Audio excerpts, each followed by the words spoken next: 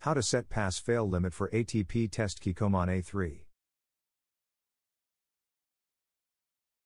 Here is a quick pop quiz from the previous 2 chapters. Fill in the blanks. 1. Validation, verification, revalidation. 2. ATP test is a cleaning verification method for allergen control. 3. Kikkoman A3 can detect ATP, ADP, AMP.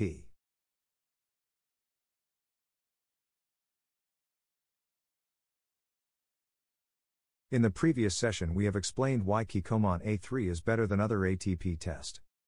But how do we know if the test results are valid? Most ATP test users have a hard time setting pass-fail limits. In this chapter we will show examples of how to set limits.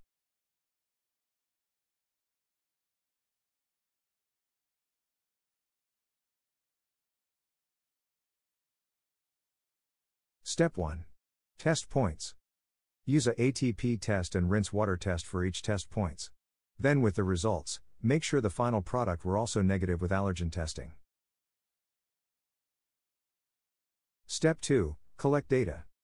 From the negative lots, collect 5 measurements. We recommend that the limit to be set at the line where 80%, 4 out of 5 times can pass. In here it will be 399 RLU, and all measurements besides 450 will pass. Once in a while it is good to test with ELISA and LFI to check if the test points are negative.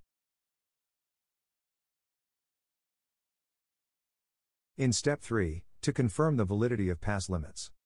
First perform ATP test before cleaning and after thorough cleaning.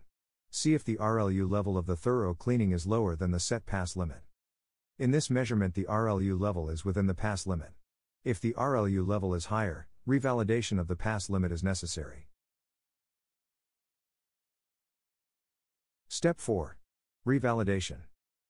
Once you have set the pass-fail limit, revalidation is always needed if there are any changes in cleaning detergent, manufacturing process, different supplier, etc. In conclusion, setting the pass-fail limit is essential for routine cleaning verification. Each test point should be tested at least 5 manufacturing lots that is past the allergen test. Pass-fail limit could be set using 80% pass rate. Revalidation is needed when there are any changes in the process.